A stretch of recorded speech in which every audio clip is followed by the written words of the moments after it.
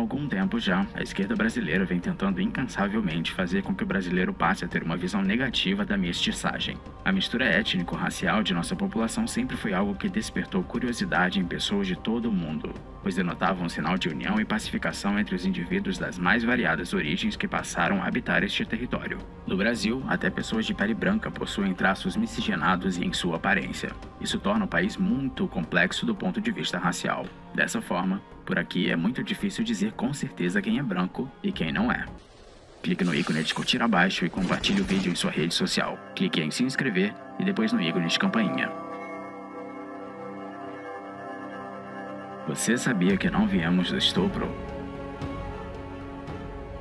A esquerda já percebe tal fato há décadas, e muitos de seus intelectuais chegaram à conclusão de que esse era um empecilho para os seus propósitos revolucionários. Eles perceberam que seria muito difícil implementar uma guerra racial em um país com uma população tão peculiar. Nos Estados Unidos, por exemplo, o Black Lives Matter é um movimento que consegue causar bastante caos e aumentar ainda mais a tensão racial, pois além do histórico de leis de segregação racial, é muito fácil distinguir brancos e negros por lá. Tendo em vista todo esse histórico, movimentos raciais de esquerda começaram a implementar um projeto racista por aqui. O objetivo é fazer com que todos os indivíduos se identifiquem apenas como negros ou brancos. Dessa forma, precisam eliminar do vocabulário todas as palavras que definam pessoas de outras formas. Os termos caboclo, mulato, pardo, moreno e mestiço precisam ser apagados do idioma para que eles consigam atingir tal fim. Como sabem que essas palavras já estão bem consolidadas no português do Brasil, decidiram propagar exageros e informações históricas falsas, para que as pessoas começassem a sentir vergonha de suas origens mestiças. O principal meio que eles encontraram foi afirmar que a miscigenação brasileira é derivada exclusivamente dos estupros que ocorriam na época da escravidão. Segundo eles, o nível de miscigenação é altíssimo porque os senhores de escravos estupravam suas escravas. Um dos principais expoentes da extrema esquerda contemporânea, o biólogo Átila Yamarino, fez uma publicação no Twitter utilizando um estudo genético realizado em um grupo de brasileiros. O resultado do estudo mostra que a herança materna de origens africana e indígena é muito maior do que a origem paterna. No post, o youtuber revolucionário utiliza tais dados para tentar corroborar essa narrativa. É verdade que tal acontecimento desumano ocorria com certa frequência por aqui, mas reduzir a origem da miscigenação do país a esse fato é um negacionismo histórico e científico tremendo. Em resposta a esses grupos extremistas, o biólogo Eli Vieira, com uma perspectiva científica, escreveu uma coluna na Gazeta do Povo apresentando hipóteses que explicam o resultado desse estudo e corrigindo alguns equívocos apresentados pela militância. Já com uma visão histórica, Bruna Fascola também escreveu um ótimo texto no mesmo jornal. A colunista explica que primeiramente é preciso entender que antes de chegarem os africanos ao Brasil, aqui já estavam os índios. Os primeiros mestiços a habitarem esta terra eram filhos de portugueses com indígenas. O exemplo mais famoso é o do português João Ramalho, que chegou aqui por volta de 1515 e se tornou amigo próximo do cacique Tibiriçá.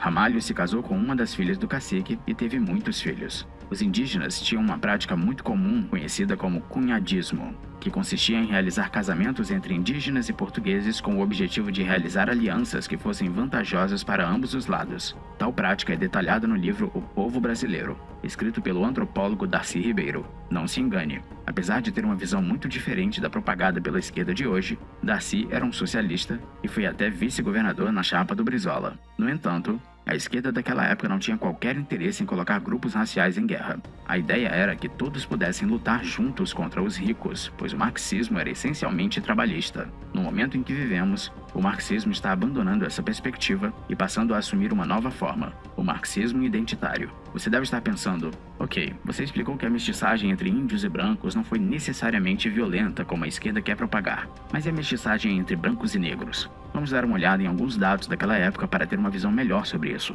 No livro Escravidão, volume 1, o escritor Laurentino Gomes conta que, no sistema de escravidão implementado no Brasil, havia uma possibilidade muito maior de obtenção de liberdade do que no sistema dos Estados Unidos. Escreve ele, abre aspas, estima-se que, em média, cerca de 1% de todos os escravos brasileiros eram alforriados anualmente. Essa taxa, estendida ao longo de 3 séculos de regime escravagista, resultou numa significativa população negra livre no país, maior do que em qualquer outro território da América. Em 1800, negros alforriados compunham cerca de 30% da população brasileira, a mesma proporção de brancos. O restante era formado por mulatos, índios e mestiços. Nos Estados Unidos, enquanto isso, as chances de alforria eram bastante reduzidas. Fecha aspas. Tal fato mostra que havia uma quantidade muito grande de ex-escravos no Brasil durante a época da escravidão. Ao ver esse dado, fica evidente que é totalmente equivocado dizer que a maioria dos mestiços nascidos durante o período da escravidão eram oriundos de estupros. Um caso famoso é o do escritor Machado de Assis,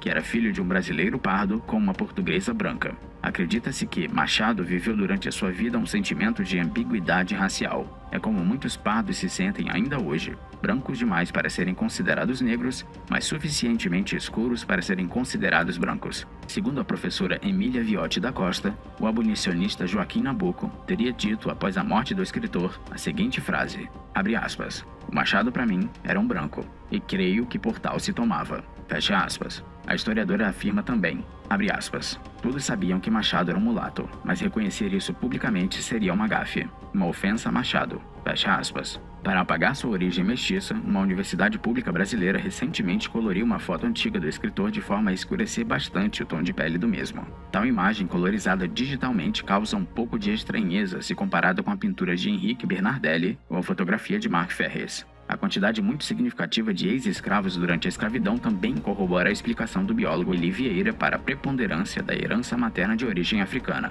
Ele afirma em seu texto, abre aspas, num estudo envolvendo mais de 10 mil pessoas de 33 países localizados em 6 continentes e 5 ilhas, o psicólogo David Buss descobriu que as mulheres valorizavam principalmente características de aquisição de recursos em homens, enquanto eles valorizavam principalmente sinais físicos de capacidade reprodutiva nelas. Fecha aspas. Essa é uma característica que podemos ver até hoje no nosso cotidiano. Tendo em vista esse fato, podemos chegar a uma conclusão. Pessoas que foram escravizadas geralmente não possuíam patrimônio ou instrução para realizar algum ofício e ascender socialmente. Por isso, a chance de homens brancos se casarem com ex-escravas ou com mulheres descendentes de ex-escravos era muito maior do que a chance de mulheres brancas se casarem com ex-escravos ou descendentes de escravos. Além das uniões espontâneas ocorridas antes da abolição da escravidão, há mais um erro lógico na afirmação de que toda a miscigenação ocorreu a partir do estupro. Se isso fosse verdade, nenhuma relação interracial consensual teria ocorrido durante mais de 130 anos. Dizer que toda pessoa parda ou miscigenada é proveniente de estupro é também um tremendo desrespeito com todos os que nasceram a partir de relações interraciais após a abolição da escravidão.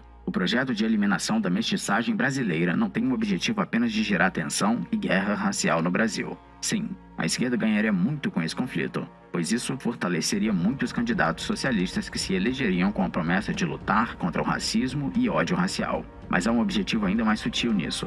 Há também um fim globalista. Se não sabe o que é isso, explicamos. Globalismo, em poucas palavras, é uma ideologia que defende a abolição de todos os estados nacionais no mundo. Um anarcocapitalista poderia ver isso e achar ótimo, mas no lugar de todos esses estados, surgiria um único governo mundial que governaria toda a população do mundo. Pode parecer conspiratório, mas os defensores dessa ideologia estão tendo cada vez mais coragem de abordar essa ideia totalitária de forma pública e explícita. Para chegar lá, precisam também eliminar a ideia de povo brasileiro. Por mais que todo anarcocapitalista brasileiro defenda o fim do Brasil como um estado, o povo brasileiro ainda continuaria existindo mesmo com a abolição desse estado que o governasse. O filósofo Paulo Cogos aborda com frequência em seu canal no YouTube a importância de identidades locais para resistir a projetos comunoglobalistas. Curiosamente, alguns políticos intelectuais de esquerda já deixam explícitas as suas revoltas com a ideia de povo brasileiro. A falecida vereadora Marielle Franco publicou em dezembro de 2017 um texto no jornal O Globo com alguns comentários sobre a mestiçagem. Abre aspas. Ou seja, mestiçagem e democracia racial são concepções ancoradas na prática da violência com as pessoas negras, principalmente as mulheres. O conceito ilusório de povo brasileiro ainda não desapareceu, mas no que depender do povo preto desse Brasil, irá. Vamos surpreender o tácito acordo do poder. Seremos firmes, pessoas ativas que chegam desafinando o coro dos contentes. Burrice é querer lutar contra isso. Um Estado não precisa existir para garantir a identidade de um povo, ao contrário do que muitos conservadores pensam. No Brasil, pelo contrário, o Estado está servindo como instrumento para a destruição da identidade de um povo. Uma grande prova disso é o Estatuto da Igualdade Racial, aprovado em 2010 no Brasil. Tal estatuto tenta, por força de lei, transformar todos os pardos brasileiros em negros, ignorando que todos os descendentes de brancos com indígenas também são pardos. O estatuto tenta impor uma identidade racial a todos os pardos brasileiros sem ao menos perguntar para eles se eles querem se designar dessa forma. A arrogância e a ousadia dos burocratas são visíveis, pois acreditam que por meio de lei conseguiriam alterar a realidade das coisas. É como aprovar uma lei dizendo que o céu é vermelho, Não adianta. O céu continuará sendo azul. Tal estatuto foi contestado e criticado por muitos antropólogos, juristas e historiadores de todas as ideologias na época em que foi proposto. No livro Divisões Perigosas, escrito por vários autores, o sociólogo Simon Schwartzman faz uma análise sobre esse estatuto. Abre aspas. O estatuto é uma monstruosidade jurídica e conceitual. Ele pretende obrigar todas as pessoas a se classificarem como brancos ou afro-brasileiros nos documentos oficiais, ignorando os milhões que não se consideram nenhuma coisa nem outra, e não reconhece a existência dos descendentes das populações indígenas, o grupo mais discriminado e sofrido da história brasileira. A partir daí, ele introduz direitos especiais para os afro-brasileiros na saúde, na educação, no mercado de trabalho, na justiça e em outros setores. O que o projeto tem principalmente em vista é um novo direito a reparações. Reparações supostamente devidas a uma categoria social, os afro-brasileiros, e que deverão ser pagas por outra categoria social, os brancos, inclusive os pobres e os filhos de imigrantes recentes, considerados coletivamente culpados e, de antemão, condenados pelas discriminações de hoje e de ontem. O Estatuto abole o princípio constitucional da igualdade de todos perante a lei e cria uma nova categoria de cidadãos, os afro-brasileiros, definidos de forma vaga e arbitrária como as pessoas que se classificam como tais, e ou como negros, pretos, pardos ou definição análoga, presumivelmente relegando os demais, de forma implícita, a uma categoria de branco-brasileiros. Fecha aspas. Fica claro que trazer a ideia de que no Brasil só existem brancos e negros acaba por consequência retirando o significado do que é o povo brasileiro. Essa destruição da identidade do nosso povo não é um projeto apenas interno. Bilionários injetam milhões de reais todos os anos no Brasil por meio de suas ONGs e instituições para fomentar ainda mais essa ideologia. Um exemplo é o bilionário George Soros, que a partir de sua instituição, Open Society, financia diversos projetos por aqui para destruir a ideia de mestiçagem. Uma das instituições brasileiras que recebem financiamento de George Soros é o Instituto da Mulher Negra, o portal GL10. É possível encontrar no portal do Instituto uma quantidade significativa de textos com essa ideologia racial bicolor. Alinhada a tudo isso, também está a mídia tradicional. Por meio de seus jornais com alcance cada vez menor, tentam vender essa ideologia para a população. No entanto, felizmente, devido a uma abordagem cada vez mais fanática, muitas pessoas têm dado menos atenção aos jornalistas militantes. Por fim, fica a pergunta: qual será o desfecho de tudo isso? Este artigo foi sugerido e escrito por Marty, revisado por Marco Batalha, narrado por J. Fernandes e produzido por Henrique L.